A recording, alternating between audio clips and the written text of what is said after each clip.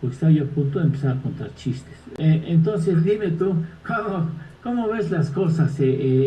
La verdad es que estamos cerca, y no digan que estoy loco, estamos cerca de vivir una crisis constitucional importante. O sea, y cada día que pasa y cada capricho más que insiste en impulsar el presidente, orilla más a México a una experiencia tan traumática como la que ya vivimos en 1994-95. Salvo tu muy preciada y valiosa colaboración, Ernesto.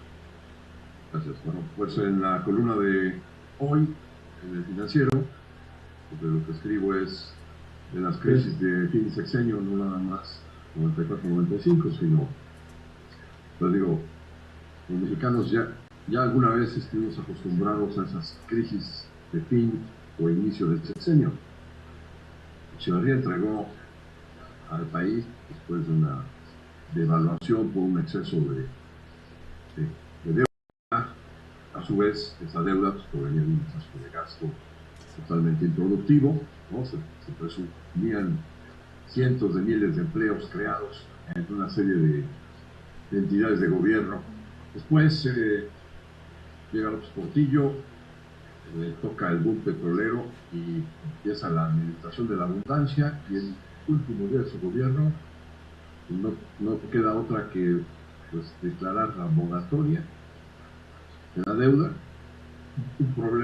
Un pequeño problema de caja, decía el célebre secretario de Hacienda en aquel entonces, Jesús Silva Herzog.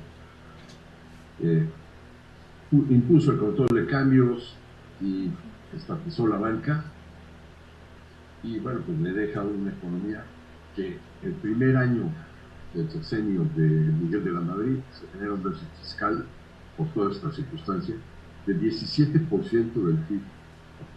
Bueno, una barbaridad. 17% del PIB. Así es. Lo que costó el Fobaproa o el IPAP, que también fue por una lentitud y una serie de circunstancias, pues fue también 17% del PIB. Pero en un solo año se generó esa proporción de déficit sobre la economía, que es como dejó el país los Portillo. Después, pues claro, hay que también mencionar cómo deja Carlos Salinas de Gortari su administración al presidente Cedillo. Tan endeble que pues en 28 días está de la bomba, ¿no? No quiso devaluar Carlos Salinas de Gortari, sino que le pasó la olla express, o como dicen la economía colgada como decían siempre, ¿no? Colgada de alfileres. Desafortunadamente le quitaron los alfileres. Oye, pero a ver, bueno, permíteme interrumpirte un poco, Sí, no. porque tú tienes muy buena información en tu memoria. El asunto de la devaluación ya se había ventilado en las mesas de la sucesión, o sea, ya sabía Cedillo que tenía que devaluarse o que se tenía que deslizar o ampliar la banda de desliz del peso, ¿no? Esa era la expectativa. Así es. Ya se sabía. Había una banda sobre la cual se podía mover el peso diariamente. Sí, y esa banda tenía que ampliarla o quitarse, ¿no? Tenía que ampliarse. No quitarse, porque era como un ancla, ¿no? Sí, ahora, ya eso se planteó en juntas, digamos, internas del partido. El equipo de transición, sí. De entrada y de salida. Pero el presidente Carlos Salinas dijo, ni madre, yo no devalúo. Así es. Digamos, ahí el factor que detonó esa devaluación fue una burbuja de crédito impresionante. De la noche a la mañana, después de 2 sexenios, el crédito estuvo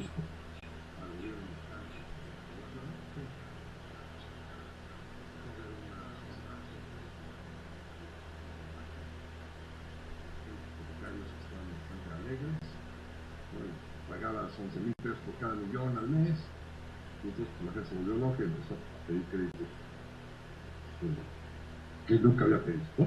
Entonces, ese exceso de crédito mal dado, junto con un déficit de la balanza comercial, que se veía venir de cerca del 30% de la economía, altísimo. Y adicionalmente se había tratado de contener la devaluación, ofreciéndole a los inversionistas internacionales unos pesobonos, unos CETES que estaban indizados al dólar. Entonces con eso se supone que los inversionistas internacionales no tenían riesgo cambiario, pero resulta que estaban colocados a 3 meses plazo al término del sexenio de Carlos Salinas de Gortari. Entonces pues, tenías la bomba de tiempo de la parte de la quiebra del sistema bancario con la burbuja de crédito mal dada, ¿no? Tenías el déficit de cuenta corriente en frente muy alto y tenías estos vencimientos de pesobonos. Y así le entregaron a Cedillo la administración.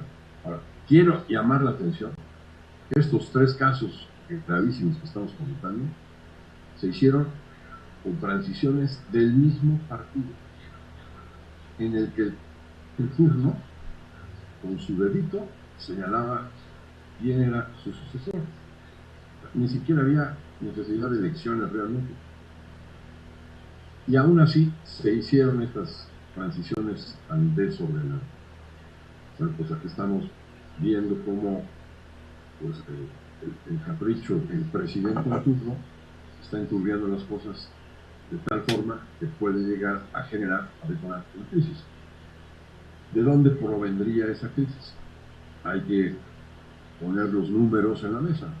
No es la circunstancia del pasado. No tenemos una burbuja. No. Se presume que la banca está muy bien capitalizada. Sí, está muy bien capitalizada porque no da crédito. Pues no es por ahí.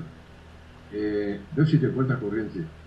Pues es tan pequeño el déficit que tenemos en balanza comercial más la balanza de servicios. Sí tenemos un pequeño déficit, pero ese déficit es más fácil de financiar con el flujo de inversión extranjera directa que normalmente se tiene en la balanza comercial. Entonces, pues no, tampoco es un problema de balanza de pago el que podríamos tener.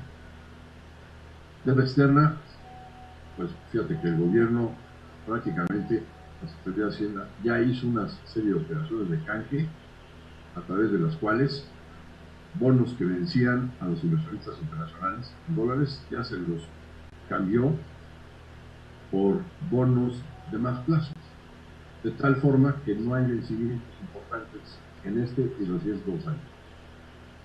Tampoco entonces se ve que sea un problema de deuda externa, de vencimientos de la deuda del gobierno federal. ¿Dónde estaría el problema? El problema está en Pemex, 1, y 2, en que estas circunstancias políticas, estos cambios a la Constitución están realmente dinamitando el marco institucional del país y van en contra del TEMEC. Y en tercer lugar, sí está generando un déficit fiscal de 6% del PIB, lo cual es totalmente insostenible. Todo esto hace que, no en el corto plazo, pero sí en el mediano plazo, se ponga en riesgo el grado de inversión.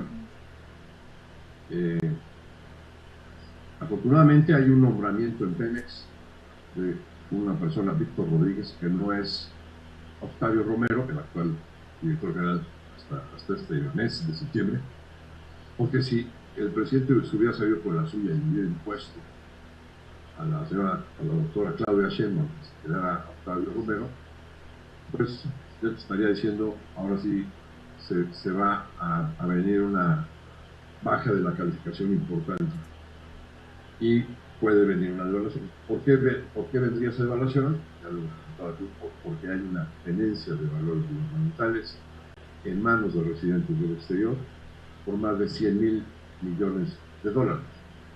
Y esos recursos están invertidos en pesos, en estos bonos del gobierno mexicano, etc., porque gozamos del grado de Fitch nos tiene a un peldaño de perder el grado.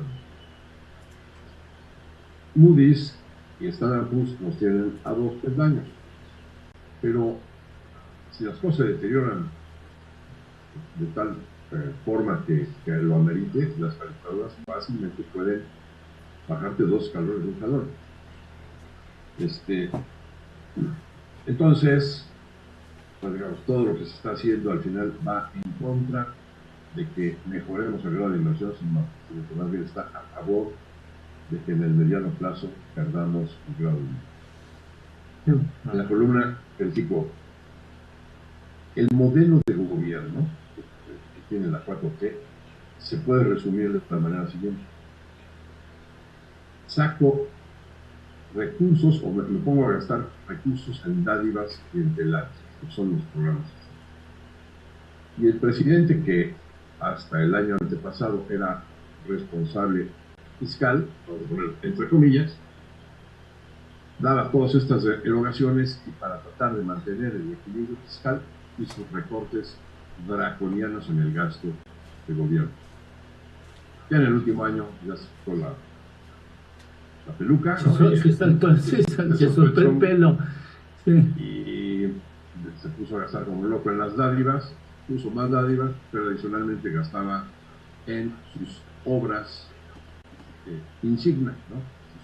Sus obras que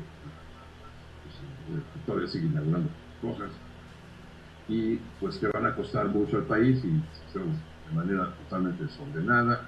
Mejor escondieron la basura abajo de la alfombra y todo está reservado a la información para que se sepa, por lo menos 6 años, y pues, así se hizo. Bueno, ese modelo quizás le funcionó al presidente porque él heredó un país con una deuda sobre el tamaño del PIB mucho más moderada, porque heredó también una serie de reservas monetarias, de fondos de contingencia que se tenían por aquí y por allá, del cual hizo uso, y porque tenía adicionalmente pues digamos un capital político, una popularidad importante, que lo respaldó. Ese modelo de gobierno en el que doy dádivas clientelares y recorto el gasto, deteriora la calidad de los servicios básicos del gobierno. Y bueno, pues uno pensaría, pues esto le va a afectar políticamente. Y pues resulta que al ver los resultados de las elecciones, haya habido trampa o no, pues de alguna manera pues, se recibió votos y está terminando, de acuerdo a las encuestas, una popularidad pues, muy alta en relación a otros presidentes, ¿no? Con un 65% de popularidad. Básicamente por estas dádivas. Pues hay familias que reciben varios chequecitos, ¿no? Y pues con eso están encantados, aunque no tengas vacunas para niños y las escuelas estén cayéndose a pedazos y no haya seguridad y haya extorsión por todos lados y ni haya Estado de Derecho, ¿no? Bueno, pues la pregunta es, ¿ese modelo de gobierno puede sostenerse en el tiempo? ¿Un sexenio más, por lo menos? Y la respuesta, me parece, es no, imposible. Imposible. Y si no quieres hacer una reforma fiscal, como acabas de mencionar, pues entonces estás metiendo la economía en graves riesgos. Si perdemos el grado de inversión, sí, el tipo de cambio se te va a ir a 30 pesos. Y vas a tener una recesión sota, ¿no? Bueno, si de por sí... A ver, perdóname claro que te interrumpa. Perdóname que te interrumpa. Fíjate que con respecto a lo que dices, yo el fin de semana tuve contacto que me lamento mucho no haberlo reservado, haberlo reenviado a alguno de ustedes. Una teoría de una persona en Twitter es solamente una elucubración calenturienta, que digo, nada más así como para caso extremo y una locura. A ver, te dejo el campo minado y cuando esto sea un mequetrefe, para no utilizar una palabra un poco más exacta o precisa, me tocan la puerta y me dicen, regresa por favor. Señor Santana, su divina gracia, regrese.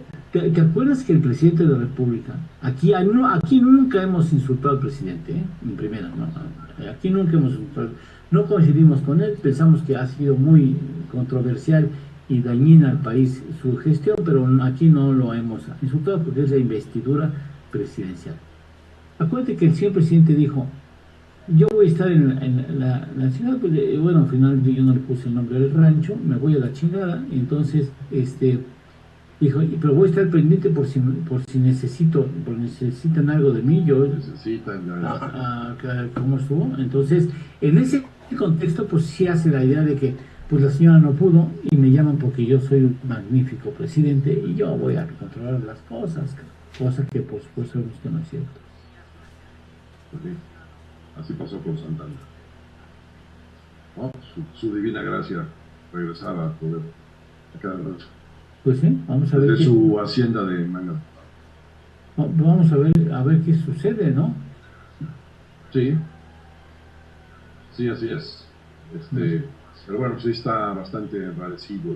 Hay de veras, qué irresponsabilidad, sabiendo que tienes un hilo muy delgado sobre el que depende la economía, qué irresponsabilidad insistir en las reformas estructurales que van a generarle mucho ruido al país, el insultar a la gente del sistema judicial mexicano, el decirle paleros a los estudiantes, irresponsables a los maestros que según esto impulsan. Así se la pasó el sexenio peleándose por todo, para eso las mañaneras, ¿no? Oye, hay una teoría del doctor Valadez, ¿El mundo? constitucionalista, No.